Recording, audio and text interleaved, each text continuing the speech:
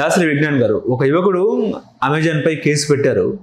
తను ఆర్డర్ చేసిన వస్తువు కాకుండా ఇంకో వస్తువు వచ్చింది అన్నట్టు కూడా ఆయన తన పిటిషన్లో దాఖలు చేశారు. దాని మీద కూడా అమెజాన్ లైట్ తీసుకుంది ఆ కేసుని. సో కన్జ్యూమర్ ప్రొటెక్షన్ వాళ్ళు కూడా సీరియస్ అయ్యారు. అసలు ఏంటి సార్, అమెజాన్లో మళ్ళీ గతంలో కూడా ఈ రకంగానే వ్యవహరించింది అమెజాన్, మళ్ళీ ఇప్పుడు కూడా ఇదే రకంగా వ్యవహరిస్తుంది. అసలు ఏం చెప్తారు?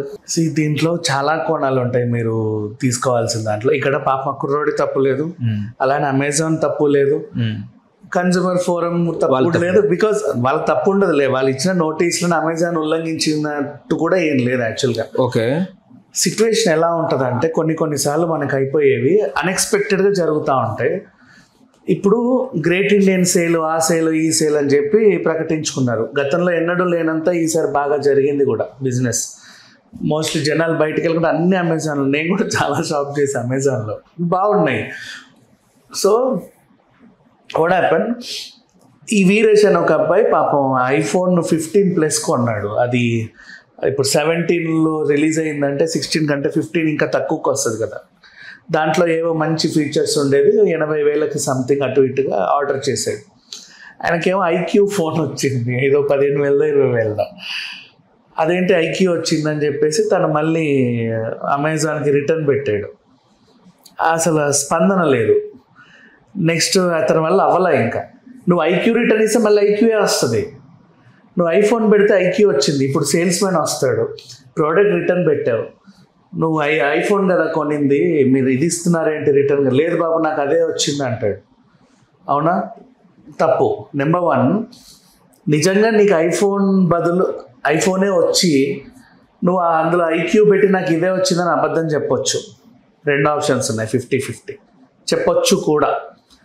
అంటే మేబీ ఇతని వైపు న్యాయం ఉంది. కన్జ్యూమర్ ఫోరం స్వీకరించిందంటే ఇతని వైపు న్యాయం ఉండొచ్చు. ఓకేనా? అంటే ఎన్ని కోణాల్లో ఆలోచించు.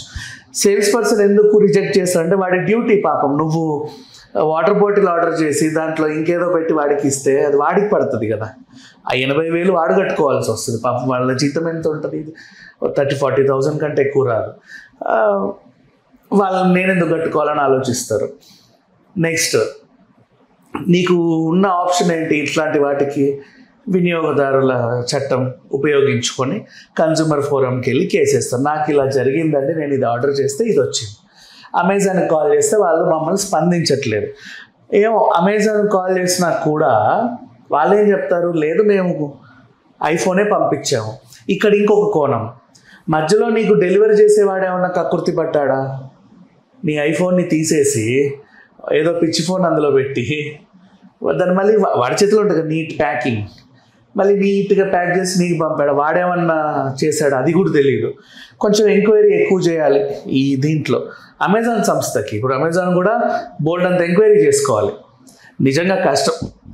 మా దగ్గర నుంచి అయితే ఆర్డర్ ఇలా వచ్చింది, క్లిక్ చేసాము, ఐఫోన్ అయితే ఇక్కడ నుంచి పంపడం జరిగింది. సో పంపినోడు తప్పేం లేదు, వీడి మిస్టేక్ చేయాల. వెళ్ళిన తర్వాత ప్యాకింగ్ దగ్గర ఉన్న మిస్టేక్ జరిగిందా? పోనీ అక్కడ కూడా జరగలేదు. డెలివరీ తీసుకున్న కస్టమర్ ఏమైనా అబద్ధం ఆడుతున్నాడా? లేదా అతనికి డెలివరీ చేసిన డెలివరీ బాయ్ ఏమన్నా కకృతి పడ్డాడా? ఇట్లా ఇన్ని కోణాల్లో వీళ్ళు ఆలోచించారు. వీళ్ళకి కొంచెం టైం పడుతుంది. దీంతో పాటు ప్యారలల్గా గ్రేట్ ఇండియన్ సేల్ నడుస్తుందిగా, ఆ ఊపును కూడా వీళ్ళు చూసుకోవాలి. రోజు ఇన్ని ఆర్డర్లు ఇన్ని ఒక్కసారిగా మీద పడిపోతూ ఉంటాయి. అవన్నీ ఆ వర్క్ ఎక్కువ ఉంటుంది కదా, అది తట్టుకుంటూ ఇతనికి కూడా న్యాయం చేసుకుంటూ రావాలి. అండ్ ఇతను ఒకటే కాదు, ఇతనితో పాటు బోల్డ్ అన్ని ఆర్డర్స్ రిటర్న్, బోల్డ్ అని ఏమేమో అవుతూ ఉంటాయి కదా, అవన్నిటికి కూడా వాళ్ళు పెట్టుకోవాలి. సో ఈ సంస్థకి కొంచెం టైం అవసరం. కానీ ఇతనికి పేషెన్సీ తక్కువ కాబట్టి ఇతను ఏం చేస్తాడు, వినియోగదారుల చట్టంకి వెళ్ళాడు, కన్జ్యూమర్ ఫోరంలో కేసు వేసాడు. వాళ్ళు ఒక నోటీస్ పంపారు, ఇమీడియట్గా స్పందించండి అని. ఆ నోటీస్ పీరియడ్లో అమెజాన్ స్పందించలేదు. ఎందుకంటే అమెజాన్కి ఇంకా ఎంక్వైరీ దశలోనే ఉంది. ఒక పట్టు వాళ్ళ సేల్స్ చూసుకోవాలి, ఇంకోవైపు ఈ ట్రాక్ని ఛేదించుకుంటూ వెళ్ళాలి. సో ఈ టైంలో ఈ జాప్యం జరిగింది కదా, వాళ్ళు కొంచెం సీరియస్గా చేస్తే వీళ్ళకి 80,000 రీఫండ్ ఇవ్వాలి. అవును, 25,000 ప్లస్ 25,000 పెనాల్టీ. ఇంకో 4,000 వారెంట్ కూడా జారీ చేసింది కన్జ్యూమర్ ప్రొటెక్షన్ కోర్ట్ కూడా. వాళ్ళు సమాధానం చెప్పుకోవాలి. NBW ఖచ్చితంగా అటెండ్ అవ్వాలి, ఎవరో ఒక రిప్రజెంటేటివ్ ఇదండి జరిగింది అని చెప్పడానికి as soon as possible. So ఈ రేంజ్కి వెళ్ళింది. ఒకవేళ నిజమే, ఒకవేళ మరి ఇతను తప్పు ఉంటే, నిజంగా నీకు ఐఫోనే వచ్చింది, నీ ఐక్యూని రిటర్న్ ఇచ్చేసి ఏ రోజు నీ 80,000 రిటర్న్ చేసుకుందాం అనుకొని మెంటాలిటీ ఉంటే కూడా ఏం చేయలేం కదా. ఆ టైప్ ఆఫ్ పీపుల్ కూడా ఉంటారు. ఎట్లా చెప్పనా, ఇప్పుడు క్రాక్స్ ఆర్డర్ చేస్తాను నేను, 8,000 నా క్రాక్స్ వచ్చేసాయి.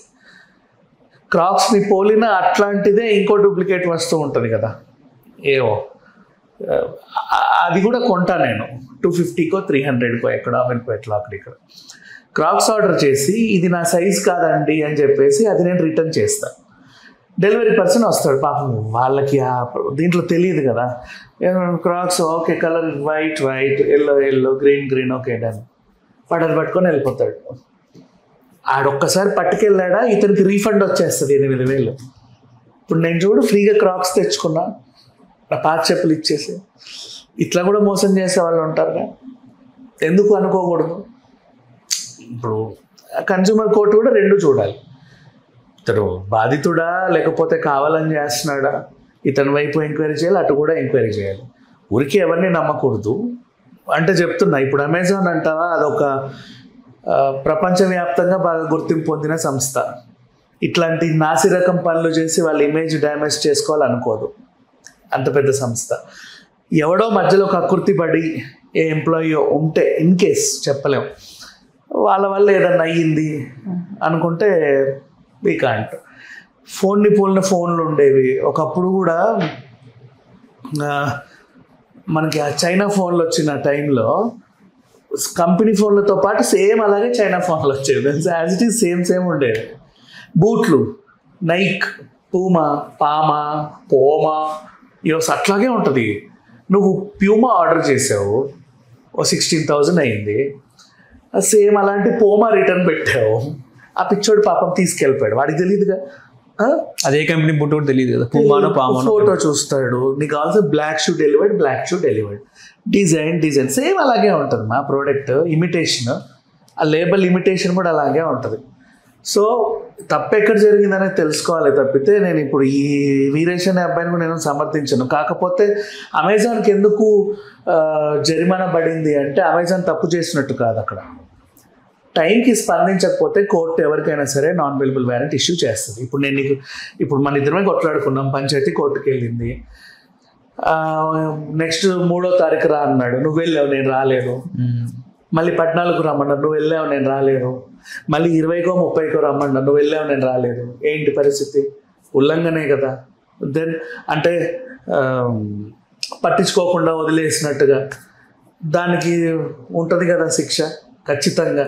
అది కంటెంట్ ఆఫ్ కోర్టు కిందకి వెళ్ళిపోతుంది ఉల్లంఘన. ఇప్పుడు ఇక అమెజాన్ మీద పడింది అదే, దానివల్ల అమెజాన్ తప్పు చేసినట్టుగా. హలో, తెలుగు రాజ్యం ఛానల్ చూస్తున్నారా? సామాజిక రాజకీయ జీవన చిత్రణే తెలుగు రాజ్యం. అతిశయోక్తులు అసత్యాలు ఉండవు. రాజకీయ కోణం కాదు, ప్రజా కోణమే కొలబద్ద. తెలుగు రాజ్యం వీక్షణ మీ ఉత్తమ అభిరుచికి నిదర్శనం.